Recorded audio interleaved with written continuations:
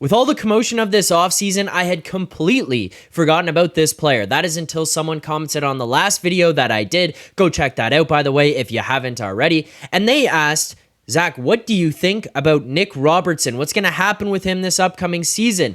What kind of trade value might he have? So, in today's video, we'll break all of that down, talking Nick Robertson, my expectations for this season, and a hot take for this year.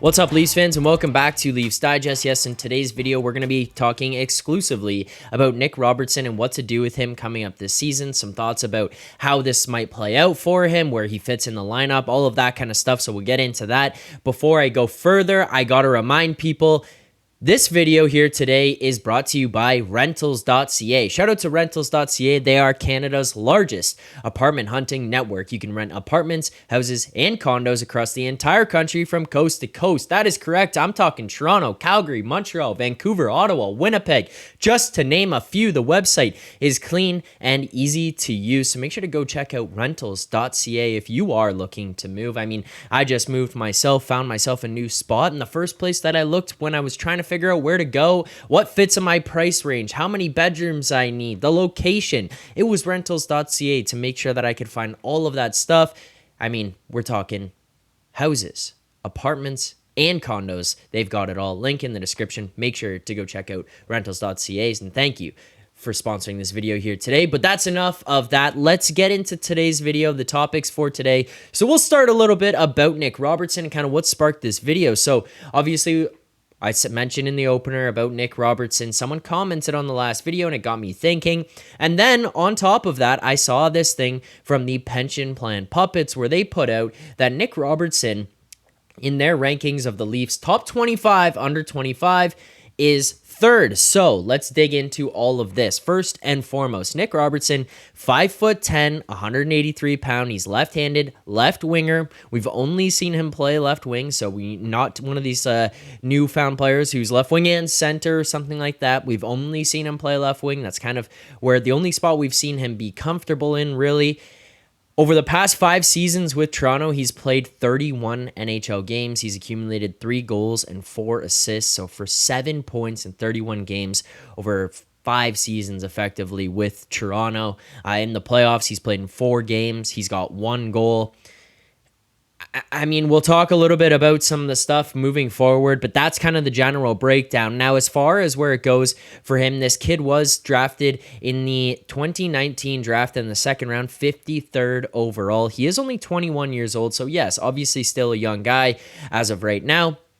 Completely understand that. But when it comes to Nick Robertson, hasn't been able to play much, hasn't done too much here with this Maple Leafs team.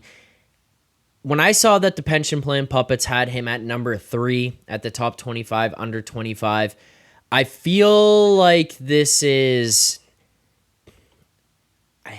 I don't know. In all honesty, I feel like this is just one of those ones where you kind of sit there and you're like, yeah, he could be, and we'll put him at 3rd. I disagree. I probably wouldn't have put him at 3rd. I look at Joseph Woll. I think he's ahead of Nick Robertson. I look at, obviously, Liljegren ahead of Nick Robertson. So there's 2 guys easily for me ahead of him. Now, obviously, we're sitting here saying, oh, well, he slots in at 3. Fair enough. But now you're going to look at Roni Hirvonen, Topi Niemela, guys like Fraser Minton. At some point, they're going to fit in ahead, and we can't just continue to rely on the fact that he was really good in the OHL 3 years ago, 4 years ago. I get it. He put up a lot of goals, put up a lot of points during his time in the Ontario Hockey League, but he's not that player anymore. He's had some time. He's played pro hockey with the Leafs, with the Marlies. He's gone back and forth. So why are we just hanging on to this idea of what he was at one point, just continuing to put him into the top for the sake of it, just because he was something at some point? Now, I'm not saying these guys are completely off. That's not what I'm saying at all. It's not like I'm sitting here saying, well, why is he number 3? He should be 25 or in the 20s. He's probably around 3, but I would say closer to 5, 6, maybe. I think there's a couple other guys who probably fit their way in there underneath him in this lineup for this Leafs top 25, under 25 for their roster and their organizational depth chart. For me personally, some of it is just, hey, where is this guy at in terms of what he's been able to do and actual promise for moving forward? Maybe we've just seen everything that Nick Robertson kind of is. And then on top of that, we're going to go to the second point of this video is he's had some health issues. Look back over the last 3 seasons for Nick Robertson as a professional hockey player. 2020, 2021, he played 27 games combined between the Marlies and the Leafs. 21, 22, 38 games combined. 22, 23, 17 games combined. Over the last 3 seasons, he's not playing very many games. This has to do significantly with the serious injuries that he's undergone. Broken leg, broken collarbone, going into those, taking him out for entire seasons. That obviously does not help your ability to play. But that being said, and I understand these are not necessarily things that he's done wrong to hold him out of the lineup, but they are an inherent risk. And to go back to back on these injuries this early in your career, not great for development. He also was a guy who suffered kind of through the COVID stuff, not being able to play all the time. Like, he hasn't had the same opportunity of development that you're kind of looking at. And he's kind of living off of this name of where he was at in the OHL, leading him to be probably where the guys from the Pension Plan Puppets have put him at number 3 in the top 25, under 25 for Toronto. I get it. He had a lot of promise, but he struggles to play. When he is healthy and he gets up with the Leafs, they struggle to put him in the lineup. They struggle to have trust with him on a night in, night out basis. It's why when you see him come up here, he's not playing every night. You see him in the press box a lot. For me, Nick Robertson, still living off the name that he had when he was in the OHL, still kind of living off of Leafs fans having some love for him in terms of what he could be because of what he did when he was with the Peterborough Petes. Now, final thing for this video here, and this is where I was asked, and this kind of what led me to get into all of this, it is the trade value of Nick Robertson. So specifically on the last video that I did, and if you guys do have questions, please make sure to comment on the video as well while you're at it. Like this video, subscribe to this channel, and turn on notifications so you get notified every time I drop videos just like this. And we go live as soon as that regular season starts back up. It'll all be happening here on the Leafs Digest channel. You won't want to miss any of it because this is the premier place for hockey analysis as well as Leafs analysis. You don't want to go anywhere else. No other channels will be doing it like we will be here, especially with interaction, breaking things down. And this year, trying to get guests to come on the show from the hockey space to talk Toronto Maple Leafs hockey here with us. So make sure to like, subscribe, comment below your thoughts and questions that you have so I can break them down. But this is the one that I saw the other day. Our Ompism says, I'm really excited about with him as a prospect, referring to Matthew Nyes in the last video, but he says, curious what your thoughts are on Nick Robertson. Will this be a breakout year? Is it his last chance with the Leafs? Is he unlucky or just not physically built for the NHL? So let's start with the first one. Kind of ties into the second question, so maybe I can answer these two together. Will this be a breakout year? Is it his last chance with the Leafs? I think no to a breakout year, yes to last chance with the Leafs. And here's the problem lining up for Nick Robertson as it is this season. We can get into that last question and kind of talk about things in years past and the luck factor after. But in terms of this specific season, this is his last chance.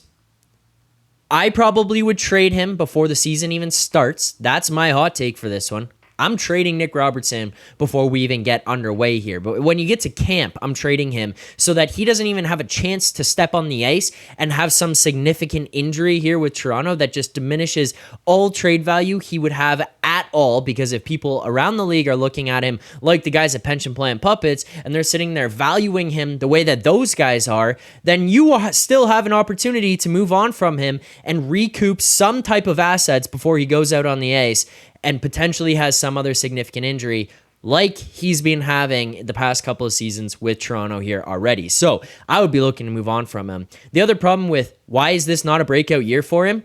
He's not getting ahead of the guys in this lineup ahead of him right now. Tyler Bertuzzi, not playing below Nick Robertson in this lineup. Matthew Nyes, not playing below him in this lineup. I would probably lean towards having Max Domi in a more of a left wing role, which would put him third line left wing. He's not playing below Nick Robertson in this lineup. So you're going to look at those three guys and basically say, hey, Nick, your only chance here is to play on a fourth line left wing role. I have concerns that Nick Robertson isn't able to translate his game to be an effective fourth line player. You see the way different guys around the league do it. A lot of it has to do with their style of play, physicality, intensity. And then on top of that, it's a little bit of the size and aggression that they play with. I don't think Nick Robertson has that to match other people. Don't think he has the defensive ability to be a shutdown guy with a guy like David Kampf. I can't really see him fitting into one of those spots on the bottom four on the fourth line. And then he's not playing ahead of Bertuzzi, Nyes, and Domi for me. I just don't see him fitting into this lineup. I really don't see a spot here where he can excel, where he can take off, because why would you put him ahead of Domi? Why would you put him ahead of Bertuzzi? Why would you put him ahead of Matthew Nyes? Guys who are healthy, older, more experienced, and kind of fit a very specific need that you're looking for in there. Nick Robertson effectively comes in and is what every other player and prospect that we've seen come through here be. He kind of fits into the entire model that everyone complained about with Kyle Dubas constantly saying he only drafts small guys, he only drafts skill guys, wham, and yet when it came to the idea of trading Nick Robertson, everyone sat there and said, well, we can't trade him. Well, why not? Why not? Because last year I went into the season and I sat here and I said, I think the Leafs need to trade Nick Robertson, and people gave me heck for it, and then he got injured and his trade value dropped significantly. It might be time, guys. At some point, you got to let go. If you want to win the Stanley Cup right here, right now, stop holding on to these players that you fall in love with that have done nothing for you. At some point or another, you have to be willing to move on from guys in order to improve your team and have a chance to win the Stanley Cup. Take shots, take risks, be willing to move on. I don't see him fitting in past these other guys right now. I see him being only available for a fourth line role, and I can't see him excelling there. To me, you play him on the fourth line, he doesn't put up points, but he just plays in games. It's going to diminish value. It's not going to help you in the trade market. I think you try to look to move on from him before the season even gets underway. So, Leafs fans, that's kind of where I'm at with that. In terms of the final question, is he unlucky or just not physically built for the NHL? I think it's just straight up luck. The injury thing itself, I think, is luck. As far as his play and the fact that he only has the 7 points in 31 games, I think is maybe his style of play and where he's been put and factored into the lineup, the opportunities he's been given before. I think that kind of plays a role in it. But in terms of the injuries, straight up, I just think it's luck. He's pretty built. He's 5'10", 183 pounds. It's not like he's some rake out there. I think he just is getting unlucky, bad situations. Some guys just have that. It just happens in their careers. Leafs fans, let me know in the comments below if I'm completely off base as well. Make sure to like, subscribe, and turn on notifications right here on the Leafs Digest channel, the only place for you to come and find Leafs information. Make sure to be subscribed here so you get notified every time we go live or more videos come out like this. And let me know in the comments below if you think I am completely out to lunch. Thank you guys so much for tuning in, and as always, keep believing.